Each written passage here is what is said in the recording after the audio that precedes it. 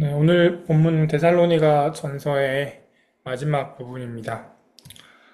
보면 지도자들을 존경하라는 말도 있고 또 약한 사람을 격려하고 힘없는 사람을 도와주라고 말하기도 합니다. 그리고 편지의 마무리 부분이어서 끝인사도 살펴볼 수 있습니다. 그 중에서 저희가 잘 아는 말씀 16절에서 18절 말씀을 간단히 살펴보고자 합니다. 18절에서는 하나님의 뜻이라고 합니다. 기억하기에 하나님의 뜻이라고 하면 선택의 순간에 하나님의 뜻을 많이 구했던 그런 생각이 납니다. 어느 학교를 가는 게 하나님 뜻인지 구하기도 하고 또 어느 직장으로 들어가는 것이 하나님 뜻인지 구하기도 합니다. 우리 인생에서 무엇을 선택하느냐가 하나님의 뜻이냐라는 것입니다. 그런데 오늘 바울 사도님은 그렇게 선택의 문제에 대해서 하나님의 뜻을 이야기하지는 않습니다. 하나님의 뜻은 항상 기뻐하십시오. 끊임없이 기도하십시오. 모든 일에 감사하십시오입니다.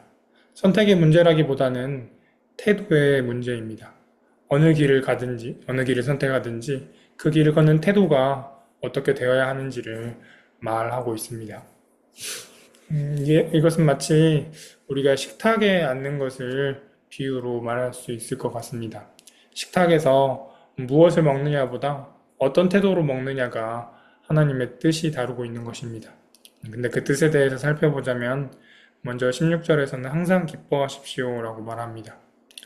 기쁨에 대해서는 기쁠 일이 있어야 기뻐하는 것이 아닌가 싶습니다.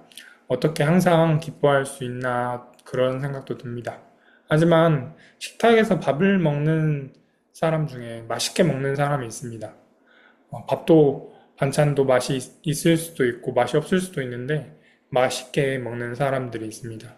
그것은 그 밥을 지어준 사람이 누구냐에 근거합니다. 돌이켜보면 저도 그 밥을 누가 해주었냐가 밥을 맛있게 먹게 합니다. 어머니라든가 아내가 해준 밥은 맛있게 먹을 수 있습니다. 두 번째로 끊임없이 기도하라라고 합니다. 이때 기도는 이 인생이라는 식탁에서 하나님과 나누는 대화와 같습니다. 식탁에서 마주보고 앉은 하나님의 말을 듣고 또 그분의 의지에 동의합니다. 인생이라는 식탁에서 그 대화가 끊이지 않습니다. 일을 하면서도 다른 것을 하다가도 식탁에 앉은 하나님과 대화합니다. 그래서 끊임없이 기도하라고 합니다. 마지막으로 모든 일에 감사하십시오라고 합니다.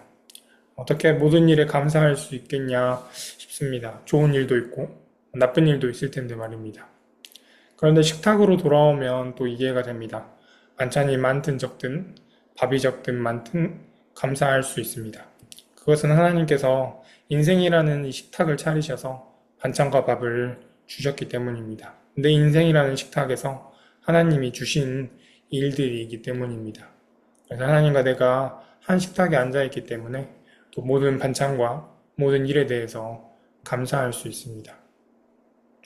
그래서 오늘은 이 인생이라는 식탁을 기억하셔서 하나님의 뜻이라는 것이 선택의 문제가 아니라 태도임을 기억하고 또 하나님의 뜻을 누리는 오늘이 되었으면 좋겠습니다. 하나님이 주신 밥과 반찬이기에 또 먹고 모든 일에 기쁘게 먹고 또 모든 일에 감사할 수 있고요. 또 인생이라는 식탁 앞에서 하나님과 끊임없이 대화하는 오늘이 되었으면 좋겠습니다. 기도하겠습니다.